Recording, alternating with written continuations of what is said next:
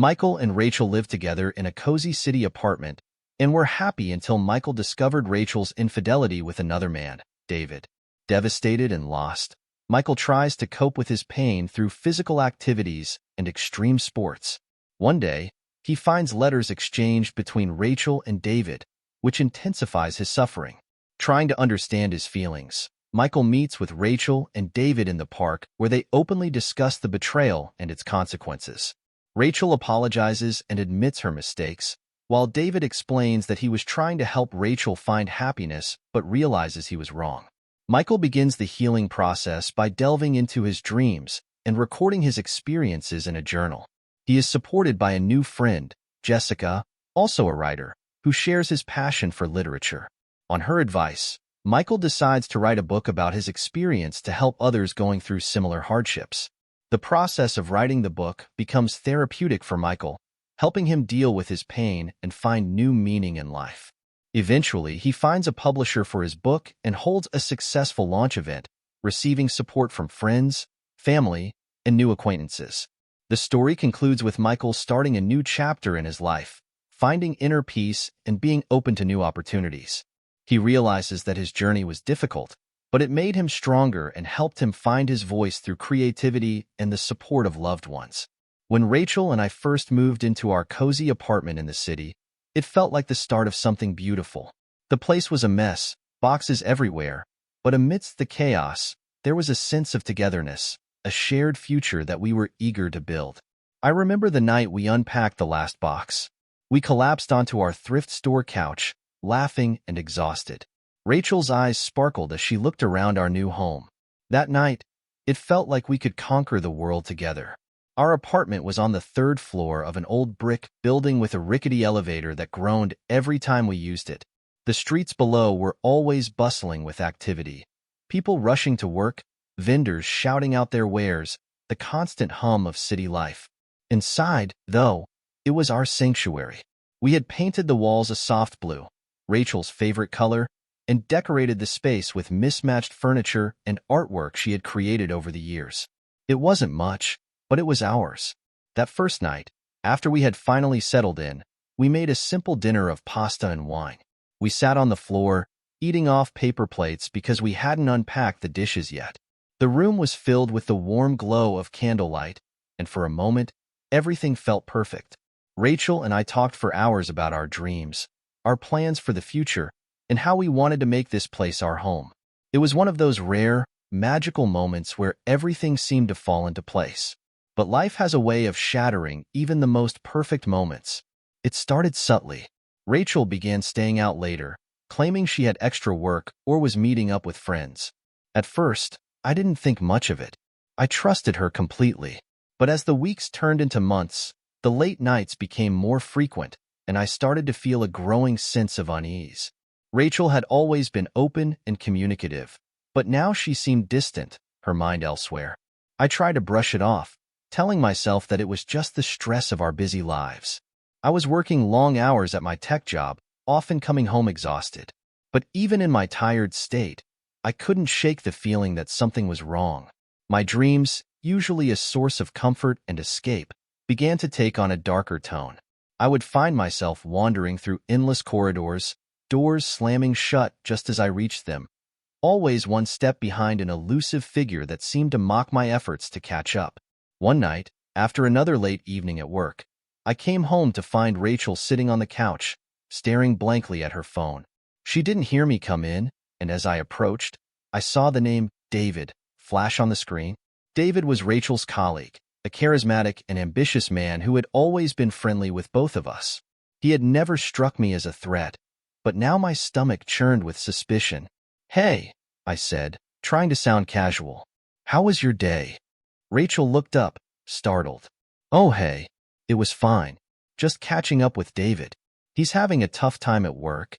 I nodded, but the unease gnawed at me. David was always having a tough time at work. It seemed like every time Rachel stayed out late, it was because of him. I wanted to believe her, but my gut told me something was off. That night, as we lay in bed, I couldn't sleep. Rachel had already drifted off, her breathing slow and steady. I stared at the ceiling, my mind racing. What if there was more to her late nights than she was letting on? I hated myself for even thinking it, but the doubt was there, growing like a dark shadow. The next day, I decided to confront her. I couldn't keep living with this uncertainty. We sat at the kitchen table, the morning sun streaming through the window. Rachel looked tired, her eyes shadowed with worry. "Rachel, is everything okay?" I asked, my voice trembling slightly. "You've been so distant lately, and I feel like there's something you're not telling me."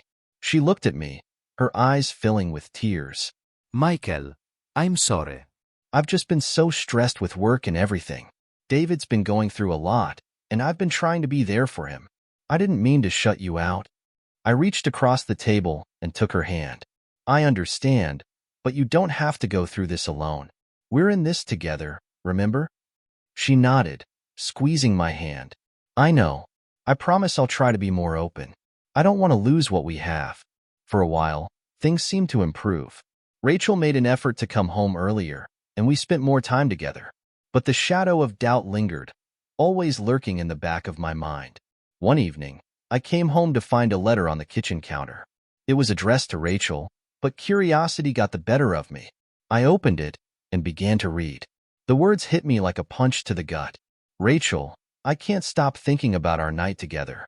I know you're struggling with your relationship, but I can't help the way I feel. If you ever decide to leave him, I'll be waiting. David." My hands trembled as I read and reread the letter. The room seemed to spin, and I felt a wave of nausea. I had always trusted Rachel, but now everything felt like a lie. The night we moved in together, the promises we made, it all seemed so far away. I confronted Rachel as soon as she walked through the door. She saw the letter in my hand and her face went pale. "Michael, I can explain," she started, but I couldn't hear her over the roaring in my ears. "Explain what, Rachel? That you've been cheating on me with your colleague? That everything we've built together is a lie?" Tears streamed down her face as she tried to reach for me, but I stepped back. I felt like I was drowning, the weight of betrayal pulling me under. That night, as I lay alone in our bed, the dreams came back with a vengeance. I was running through a maze of endless corridors, doors slamming shut just as I reached them. And no matter how hard I tried, I couldn't catch up to the figure ahead. The person I thought I knew, the life I thought we had. It was all slipping away, lost in the shadows of my dreams. And that was the night it all changed. The days following the revelation were a blur. I could barely muster the energy to get out of bed, let alone face the world outside our apartment. Rachel had moved out, leaving behind a hollow space where our shared life once thrived. The walls, once filled with her laughter and our shared dreams, now echoed with an eerie silence. I threw myself into work, staying late at the office to avoid coming home to the emptiness. My colleagues noticed the change in me, but I brushed off their concerns with half-hearted reassurances. The truth was, I didn't want to talk about it. I didn't want to think about it. I wanted to bury the pain beneath a mountain of distractions. My nights were no better. Sleep eluded me, and when it finally came, it brought with it a series of restless dreams. The corridors in my mind became more twisted, more sinister. The elusive figure ahead was no longer just a shadow. It had taken on a familiar form. Rachel, always just out of reach, always slipping away. I took up running, hoping that the physical exhaustion would quiet my mind. I'd pound the pavement for miles, my lungs burning and my legs screaming in protest. But no matter how far I ran, I couldn't escape the memories. They clung to me like a second skin, suffocating and inescapable. One evening, as I was lacing up my running shoes, my phone buzzed. It was a message from an old friend, Tom, who I hadn't seen in years. He had heard about the breakup and wanted to catch up. Reluctantly, I agreed to meet him for a drink. Maybe reconnecting with an old friend would help me feel less alone. We met at a bar downtown, a place we used to frequent in our college days. The familiar scent of stale beer and fried food hit me as soon as I walked in, bringing with it a flood of memories. Tom was already there, nursing a pint of beer and scanning the room. He stood up and gave me a bear hug as soon as he saw me. "Michael, it's been too long, man. How've you been?" he asked, his eyes full of genuine concern. I forced a smile.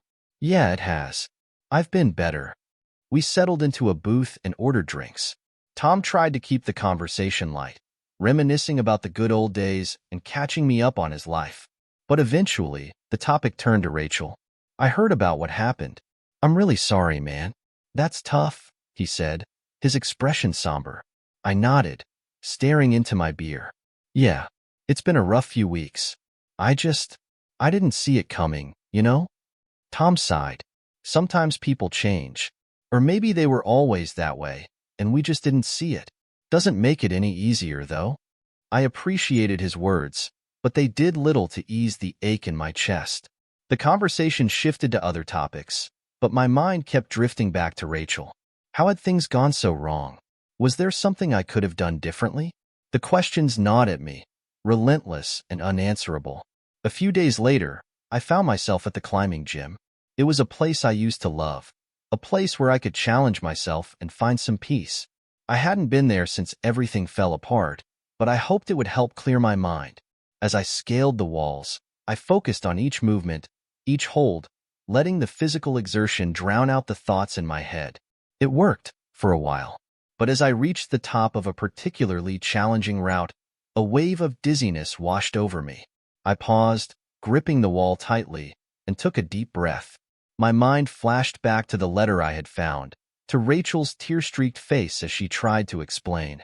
The betrayal hit me all over again, a punch to the gut that left me reeling. I lost my grip and fell, the safety rope catching me just in time.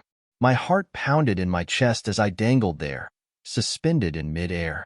For a moment, I considered just letting go, letting the fall take me. But then the adrenaline kicked in, and I pulled myself back up, hand over hand, until I reached the top. As I sat there, breathing heavily and staring down at the ground below, I realized that running and climbing weren't enough. I couldn't keep pushing the pain away, hoping it would disappear. I had to face it, confront it head-on, if I ever wanted to move forward. I decided to start by reaching out to Rachel. We needed closure, and I needed answers. I sent her a message, asking if we could meet and talk. She agreed, and we arranged to meet at a cafe we used to love. When I walked in, Rachel was already there, sitting at a corner table. She looked up as I approached, her eyes filled with a mix of sadness and guilt. We exchanged awkward greetings and sat down, the silence between us heavy and uncomfortable. "I'm sorry, Michael," she said, her voice barely above a whisper. "I never meant for things to end like this." I nodded, swallowing hard. "I need to understand, Rachel. Why? Why did you do it?" She sighed, tears glistening in her eyes. "I don't know. I was feeling lost, and David. He convinced me that I deserved to be happy, no matter the cost. I thought I could keep it separate, that it wouldn't affect us. But I was wrong." Her words stung, but they also brought a strange sense of relief. At least now, I had some semblance of an explanation. It didn't make the pain go away, but it made it a little more bearable. We talked for a while longer, about our relationship, our mistakes, and our regrets. By the time we parted ways, I felt a weight lift off my shoulders. It wasn't a complete release, but it was a start. In the weeks that followed, I continued to climb, to run, to push myself physically. But I also allowed myself to feel, to grieve, and to heal. My dreams remained dark and twisted, but I faced them head-on, no longer running from the shadows. The cracks in the facade of my life were still there, but I was learning to live with them, to find strength in my vulnerabilities. It wasn't easy, and I had a long way to go. But for the first time in a long time, I felt a glimmer of hope, and that was enough to keep me going. After meeting Rachel, I hoped things would get better. I thought understanding the reasons behind the betrayal would bring me some peace, but instead, I felt more isolated than ever. The world around me kept moving, bustling with life and noise, while I drifted further into my own silent turmoil. I returned to my routine of late nights at the office and exhausting physical activities. The climbing gym became my second home, a place where I could focus on the sheer physicality of scaling walls and forget about the emotional wreckage my life had become. But no matter how high I climbed, the weight of my loneliness dragged me down. At work, I threw myself into projects, taking on extra assignments to keep my mind occupied. My colleagues noticed the change in me, but they didn't pry. The occasional "Are you okay?" from my boss or a concerned glance from a coworker were easy enough to deflect with a simple, "Yeah, just busy." The truth was, I didn't want their pity. I didn't want to become the guy whose life fell apart because his girlfriend cheated on him. So, I kept up appearances, even though I felt like I was crumbling inside. One evening, as I was rummaging through a drawer looking for my climbing chalk, I found an old, weathered envelope that had slipped between the back of the drawer and the frame. My heart pounded as I pulled it out, recognizing Rachel's handwriting on the front. The envelope was addressed to her, but had never been opened. Curiosity piqued. I carefully opened it and pulled out a letter. "Dear Rachel, I can't stop thinking about our night together. I know you're struggling with your relationship, but I can't help the way I feel.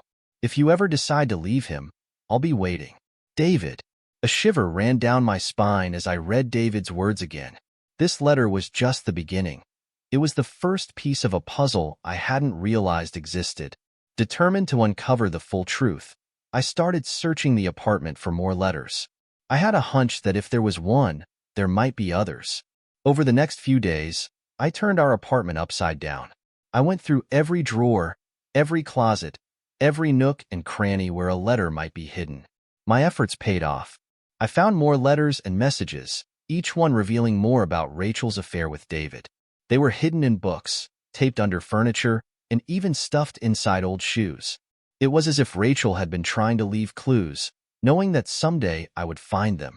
Each letter was a dagger to the heart, but they also provided the clarity I so desperately needed. The messages painted a picture of a relationship that had been unraveling long before I had realized it. David's influence was clear. He had encouraged Rachel to seek happiness at any cost, feeding her doubts and insecurities. The letters were full of promises and confessions, of secret meetings and shared moments that had been kept from me. One letter, in particular, stood out. It was dated about 6 months before I discovered the affair. "I know it's hard, but you have to think about what makes you happy. You deserve to be with someone who truly understands you, who makes you feel alive. I see the way he looks at you. It's like he doesn't even notice the amazing person you are. Don't waste your life waiting for him to change." David. Reading that letter, I felt a surge of anger. How could I have been so blind? I had always thought I was a good partner, attentive and supportive. But David's words gnawed at me, making me question everything about our relationship. Had I really been so oblivious to Rachel's needs? As I continued to find more letters, I started to notice a pattern. Rachel had been conflicted, torn between her loyalty to me and her growing feelings for David. The letters revealed a woman who was deeply unhappy, searching for something she couldn't quite articulate. It wasn't just about David. It was about Rachel's own sense of self-worth and fulfillment. One letter, written in Rachel's shaky handwriting, was particularly heartbreaking. "I don't know what to do. I love Michael, but I feel so lost. You make me feel things I haven't felt in years, but I can't just leave him. We've built a life together. I'm scared of hurting him, but I'm also scared of losing myself. Rachel." That letter broke me. I realized that despite the betrayal, Rachel had been suffering too. She had been caught in a web of conflicting emotions, torn between two worlds. It didn't excuse what she had done, but it helped me understand her struggle. As I pieced together the story from the letters, my perspective began to shift. I still felt the sting of betrayal, but I also felt a deep sadness for Rachel. She had been searching for happiness, just as I had. The difference was that she had found it in someone else, while I had been blissfully unaware. With each letter, I felt a mix of emotions: anger, sadness, confusion, and even a strange sense of relief. The truth, painful as it was finally coming to light. I began to see Rachel not as the villain of my story, but as a flawed human being, just like me. One night, after a particularly grueling climb, I sat down with the letters spread out before me. As I read through them again, I felt a surge of determination. I couldn't change the past, but I could learn from it. I needed to confront David, to hear his side of the story and find some semblance of closure. I reached out to David, asking if we could meet. He was hesitant at first, but eventually agreed. We met at a small cafe on the other side of town, a neutral ground where we could talk without the weight of our shared history looming over us. David arrived, looking nervous but composed. We exchanged awkward greetings and sat down, the silence between us thick with tension. David, I found the letters, I said, cutting to the chase. I need to understand why you did it. Why you encouraged Rachel to betray me. He looked down at his coffee, his hands trembling slightly. Michael, I never meant to hurt you. I saw how unhappy Rachel was, and I wanted to help her. I thought I was doing the right thing, but I realized now that I was wrong. His words stung, but I could see the remorse in his eyes. You had no right to interfere in our relationship, I said, my voice shaking with emotion.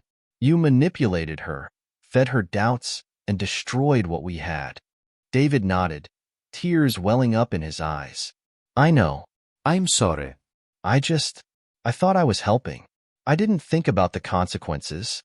We sat in silence for a few moments, the weight of our shared guilt hanging heavy in the air. Finally, I stood up, feeling a strange sense of resolution. I don't know if I can ever forgive you, David, but I needed to hear your side of the story.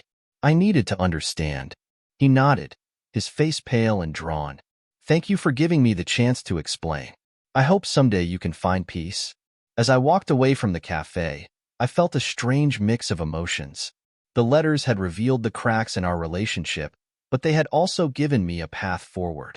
I still had a long way to go, but for the first time, I felt like I was moving in the right direction. The truth, painful as it was, had set me free. Returning from my parents' house, I felt a renewed sense of determination. The isolation had been overwhelming, but I realized that I needed to confront my demons head-on. I needed to face Rachel and David one last time, to say what needed to be said and find some form of closure. It was a Saturday afternoon when I decided to text Rachel. I asked her to meet me at the park where we had shared so many memories. It was a place where we used to spend lazy Sundays, picnicking under the large oak tree, lost in each other's company. Rachel agreed, and we arranged to meet later that day. I also texted David, asking him to be there as well. He hesitated, but eventually agreed. When I arrived at the park, the air was crisp, and the sky was a clear, brilliant blue. It was a stark contrast to the storm of emotions brewing inside me. I sat on a bench near the oak tree, my heart pounding as I waited. I didn't have to wait long. Rachel appeared first, her face a mixture of apprehension and regret. David arrived shortly after, his demeanor more guarded. Thanks for coming, I said, my voice steady despite the turmoil within. Rachel nodded, looking down at her hands. I'm glad you reached out. We need to talk. David stood a few feet away, his arms crossed. What's this about, Michael? I took a deep breath, trying to gather my thoughts. I need to understand why things happened the way they did, and I need both of you to hear me out. Rachel looked up, her eyes filled with tears. Michael, I'm so sorry for everything. I never wanted to hurt you. David remained silent, his expression unreadable. I've been trying to make sense of it all, I continued. Finding the letters, talking to both of you separately, it's helped, but there's still so much I don't understand. Rachel wiped a tear from her cheek. I know I betrayed your trust. I let my feelings for David and my own unhappiness cloud my judgment. But I never stopped caring about you. David finally spoke, his voice soft but firm. I never intended for it to go this far. I thought I was helping Rachel find happiness, but I see now that I was wrong. I nodded, appreciating their honesty but still feeling the weight of their betrayal. I've been through hell these past few months. The isolation, the self-doubt, it's been unbearable. But I need to move forward, and I need to know that I can. Rachel reached out, her hand trembling. Michael, I understand if you can't forgive me, but I want you to know that I regret everything. I wish I had been stronger, had been more honest with you from the start. David took a step closer. We both made mistakes, Michael. I hope you can find it in your heart to forgive us, even if it takes time. I looked at them both, seeing the genuine remorse in their eyes. It was a small comfort, but it didn't erase the pain. I don't know if I can ever fully forgive you, I admitted, but I need to let go of this anger, for my own sake. Rachel nodded, tears streaming down her face. I understand. I just want you to be happy, Michael, even if it's not with me. The three of us stood there in silence for a moment, the weight of the past pressing down on us. I could feel the tension easing slightly, the first step towards healing. "I'm going to need time," I said finally. "But I appreciate you both being here and being honest with me." Rachel reached out and gave me a tentative hug. I stiffened at first, but then I relaxed, allowing myself to accept the gesture. David nodded, a look of understanding in his eyes. As we parted ways, I felt a strange sense of closure. It wasn't perfect, and it didn't erase the pain, but it was a start. I watched them walk away, feeling a mixture of sadness and relief. The next day, I went for a long run, letting the rhythm of my footsteps and the cool morning air clear my mind. I realized that while I couldn't change the past, I could choose how to move forward. It would be a long journey, but I was ready to take it one step at a time. At work, I began to open up a bit more to my colleagues, accepting their invitations for lunch and after-work drinks. I reconnected with Tom and started hanging out with him more often. He introduced me to his friends, and slowly, I began to rebuild my social circle. The climbing gym remained a sanctuary, a place where I could challenge myself and find solace. Jake continued to be a supportive presence, and I started to let him in, sharing bits and pieces of my story. He never pushed, just listened, and for that, I was grateful. Months passed, and the rawness of the betrayal began to fade. I still had moments of doubt and sadness, but they were no longer all-consuming. I focused on my dreams, both the ones that came at night and the ones that filled my waking hours.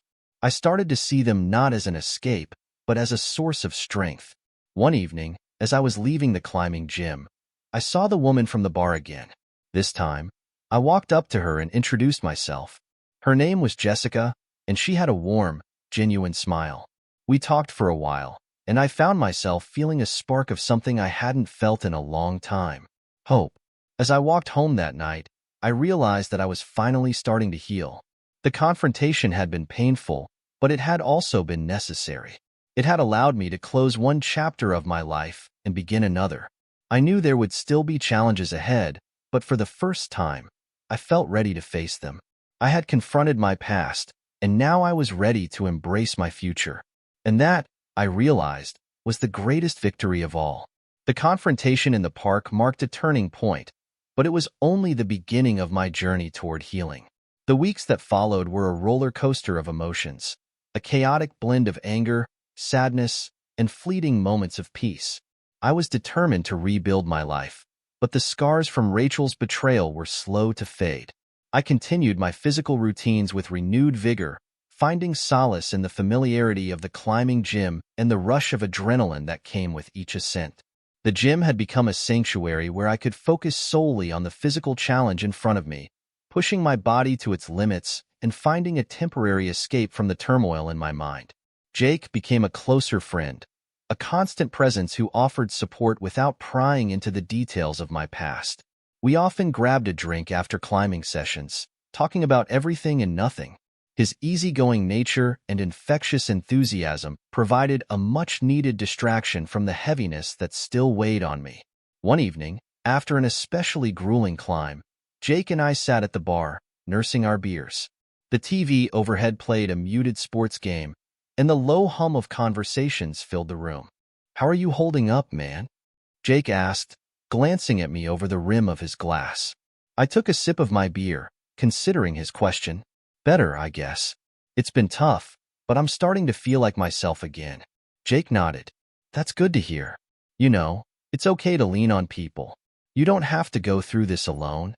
I appreciated his words, even if I wasn't entirely ready to open up. "Thanks, Jake. I'm getting there." As the weeks turned into months, I noticed subtle changes in myself.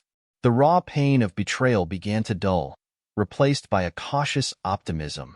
I started to focus on my dreams again, not just the ones that came to me at night, but the aspirations and goals I had put on hold. I had always been passionate about writing, and I decided to pick up my old habit of journaling. It began as a way to process my emotions, to untangle the knot of feelings that had built up inside me. But soon, it became something more. I started writing short stories, weaving my experiences and dreams into fictional narratives. It was therapeutic, a way to reclaim my sense of self and channel my pain into creativity. Jessica, the woman I had met at the bar, became a regular fixture in my life. Our initial conversations had been light and casual, but over time, we began to share more about ourselves. She was a writer too, working on a novel that she described as a labor of love and madness. We bonded over our shared passion for storytelling and spent hours discussing books, films, and the intricacies of human nature. One evening, as we walked through the park where I had confronted Rachel and David, Jessica turned to me, her expression thoughtful. "You seem different these days, Michael. More at peace, maybe?" I smiled, feeling a warmth in her words. "I guess I'm finally starting to move on. It hasn't been easy, but I'm getting there." She nodded, her eyes filled with understanding. "Healing takes time. It's a journey, not a destination." Our relationship remained platonic, but there was a comfort in her presence that I hadn't felt in a long time. She became a confidant, someone who understood the complexities of my emotions without judgment. As I continued to write, I found myself delving deeper into my dreams. They were still vivid and often unsettling, but I no longer viewed them as a source of torment. Instead, I saw them as a window into my subconscious, a way to explore and understand my inner world. I started keeping a dream journal, documenting the strange and often surreal landscapes that my mind conjured up each night. One dream, in particular, stood out. I found myself in a vast, empty house, the walls decaying and the floors creaking underfoot. I wandered through endless corridors, opening doors to rooms filled with memories of my past. In one room, I saw Rachel, her face etched with regret. She reached out to me, but I couldn't move, rooted to the spot by an invisible force. As I woke from the dream, I felt a strange sense of clarity. The house represented my mind, the decaying walls symbolizing the damage done by the betrayal. But there was also a sense of renewal, a possibility for rebuilding. I realized that I needed to let go of the past, to stop haunting those empty corridors and start creating new, brighter spaces for myself. With this newfound understanding, I began to make small but significant changes in my life. I redecorated the apartment, painting the walls bright colors and filling the space with plants and artwork. It was a way to reclaim my environment, to create a space that reflected my renewed sense of hope. I also started to reach out to old friends, reconnecting with people I had lost touch with over the years. It wasn't easy, but it felt good to rebuild those connections, to remind myself that I wasn't alone. One afternoon, as I was sorting through some old boxes, I found a photo album filled with pictures of Rachel and me. For a moment, I considered throwing it away, erasing those memories from my life. But then I realized that those moments, good and bad, were part of my journey. They had shaped me into the person I was becoming.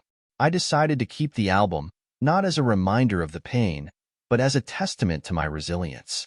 It was a symbol of the past, a chapter that had ended, but also a foundation for the future. As the months passed, I continued to write, to climb, and to explore my dreams. The pain of Rachel's betrayal never fully disappeared, but it no longer defined me. I had faced my demons, confronted the people who had hurt me, and emerged stronger for it. Jessica and I remained close, our friendship deepening with each passing day. She encouraged me to submit my stories to literary journals, and to my surprise, a few were accepted. It was a small but significant victory, a validation of my efforts and my healing. One evening, as we sat in a cafe, Jessica looked at me, her eyes shining with pride. "You've come a long way, Michael. I'm really proud of you." I smiled, feeling a warmth spread through me. "Thanks, Jessica. I couldn't have done it without you." She shook her head. "You did this yourself. You faced your pain, transformed it, and shared it with the world. That's something truly remarkable." As we left the cafe and walked into the night, I felt a sense of peace that I hadn't known in a long time. The journey had been long and difficult, but I had emerged stronger, ready to embrace whatever came next. This new beginning wasn't just about leaving the past behind. It was about building a future filled with hope, creativity, and connection. I had learned to trust myself, to open up to others, and to find strength in vulnerability. The road ahead was still uncertain, but for the first time, I felt excited about the possibilities. I had faced my darkest moments and come out the other side, ready to write the next chapter of my life. And as I walked beside Jessica, the city lights casting a warm glow around us, I knew that whatever the future held, I was ready to embrace it with an open heart and a resilient spirit. This was my new beginning, and I was determined to make the most of it. The crisp morning air filled my lungs as I stepped out of my apartment, a renewed sense of purpose guiding my steps. Today was the beginning of a new chapter in my life. The past few months had been a tumultuous journey of self-discovery, healing, and growth. Now, I felt ready to embrace whatever lay ahead. My mornings had become a ritual of sorts. I'd start with a run through the park, the same park where I had shared so many memories with Rachel. It had become a symbol of my transformation. The familiar path, once marred by painful memories, now represented resilience and hope. As I jogged past the oak tree where we had met that fateful day, I felt a sense of closure. The confrontation had been necessary, a painful but crucial step in my healing process. Now, the park was a place of solace, a reminder of how far I had come. After my run, I returned home to a breakfast of fresh fruit and coffee. The apartment, once a battleground of conflicting emotions, had transformed into a haven of peace and creativity. The bright walls and vibrant plants brought a sense of life and energy that mirrored my own internal state. My writing had flourished in this new environment. The stories I penned were no longer just an escape. They were a reflection of my journey, a testament to my resilience. I had even started a blog, sharing my experiences and insights with others who might be going through similar struggles. The response had been overwhelmingly positive, and it felt good to know that my words were helping others heal as well. Jessica had been a constant presence in my life, her friendship a steady anchor in the turbulent seas of my emotions. We spent countless hours discussing our writing, sharing our dreams, and exploring the city. Her novel was progressing beautifully, and I often found myself inspired by her dedication and passion. One sunny afternoon, as we sat at our favorite cafe, Jessica looked at me with a mischievous glint in her eye. "You know, Michael, I've been thinking." "Oh no," I teased. "That usually means trouble." She laughed, shaking her head. "Seriously, though, you've come so far in your healing process, and your blog has really taken off. Have you thought about turning your experiences into a book?" I paused, considering her suggestion. It was something I had toyed with, but the idea of laying bare my most vulnerable moments for the world to see was daunting. "I don't know, Jessica. It's one thing to share my thoughts on a blog, but a book? That's a whole different level of exposure." Jessica leaned forward, her eyes earnest. "Think about it, Michael. Your story is powerful. It's a testament to resilience, healing, and the human spirit. You could help so many people by sharing it." Her words resonated with me, and over the next few days, I found myself mulling over the idea. Writing had always been my way of processing the world, of making sense of my experiences. Perhaps sharing my journey in a book could be the next step in my healing process, a way to fully embrace the new beginning I had worked so hard to create. I decided to go for it. I spent hours at my desk, pouring my heart and soul into the manuscript. The process was both cathartic and challenging, forcing me to confront the deepest parts of my pain and transform them into something meaningful. As the weeks turned into months, the book began to take shape. I shared drafts with Jessica, who provided invaluable feedback and encouragement. Her belief in me and my story kept me going, even when the task felt overwhelming. One evening, as I put the finishing touches on the manuscript, I felt a sense of accomplishment that I hadn't experienced in a long time. This book was more than just a project. It was a symbol of my journey, a tangible representation of my resilience and growth. With the manuscript complete, I started the process of finding a publisher. It was a daunting task, filled with rejection and uncertainty, but I persevered. And then, one day, I received the email I had been waiting for. A small but respected publishing house was interested in my book. They believed in my story and wanted to help me share it with the world. I called Jessica immediately, my voice trembling with excitement. "They want to publish it, Jessica. They really want to publish my book." She squealed with delight, her joy mirroring my own. "Michael, that's amazing. I knew you could do it." The months that followed were a whirlwind of edits, meetings, and preparations for the book launch. It was an exhilarating and nerve-wracking time, but through it all, I felt a profound sense of purpose. This was my new beginning, the start of a chapter that I had written on my own terms. The day of the book launch arrived, and I stood in front of a small crowd at a local bookstore, my heart pounding with a mix of nerves and excitement. Friends, family, and even some followers of my blog had come to support me. I scanned the room and saw Jessica standing near the front, her smile radiating pride and encouragement. I took a deep breath and began to speak. Thank you all for being here. This book is the culmination of a journey that started in pain and betrayal, but has led me to a place of healing and hope. It's a testament to the resilience of the human spirit and the power of storytelling. As I read excerpts from the book, I felt a connection with the audience, a shared understanding of the struggles and triumphs that come with healing. When I finished, the room erupted in applause, and I felt a wave of gratitude wash over me. After the reading, people came up to congratulate me, sharing their own stories of resilience and healing. It was a humbling experience, and I felt honored to be a part of their journeys. Later, as the crowd began to thin, Jessica approached me, her eyes shining with pride. "You did it, Michael. I'm so proud of you." I hugged her, feeling a surge of emotion. "I couldn't have done it without you, Jessica. Your support means everything to me." She smiled, wiping away a tear. "You're the one who did the hard work. You faced your pain, transformed it, and shared it with the world. That's something truly remarkable."